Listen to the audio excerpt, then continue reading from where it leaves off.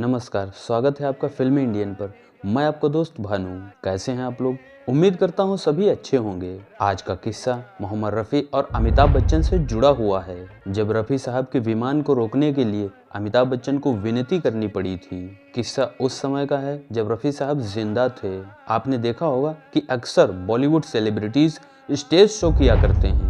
उस समय भी ऐसा ही होता था। ऐसे ही एक दिन सिलीगुड़ी में बॉलीवुड सेलिब्रिटीज का 2 दिनों का एक प्रोग्राम था, जिसमें कई कलाकार थे, जिनमें से अमिताभ बच्चन और रफ़ी साहब भी थे। रफ़ी साहब का प्रोग्राम पहले दिन ही होना था और दूसरे दिन का प्रोग्राम किसी और गायक के लिए बुक था। रफ़ी साहब अपना शो करते हैं। शो करते करते रात हो चुकी होती है। शो करने के बाद रफ़ी साहब कुछ देर के लिए होटल जाते हैं और वहां से एयरपोर्ट के लिए निकल जाते हैं। इधर शो के स्पॉन्सर्स को पता चलता है कि दूसरा गायक किसी कारणवश नहीं आ पाएगा। ये बात जैसे ही सभी को पता चलती है, सबकी हालत खराब हो जाती है। अब सभी को लगने लगता है कि दूसरे दिन का शो रद्द करना पड़ेगा। तभी अमिताभ बच्चन को रफ़ी साहब की याद आती है। सभी लोग रफ़ी साहब को रोकने के लिए एयरपोर्ट की ओर दौड़ते हैं। वहां पहुंचते ही उन्हें पता चलता है कि कुछ ही देर बाद रफ़ी साहब का प्लेन टेक ऑफ होने वाला है। एयरपोर्ट अथॉरिटी से परमिशन लेने के बाद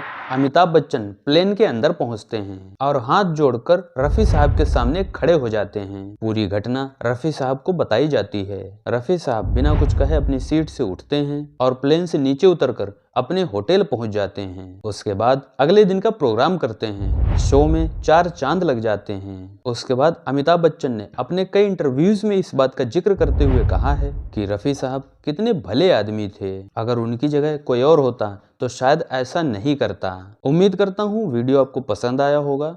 धन्यवाद।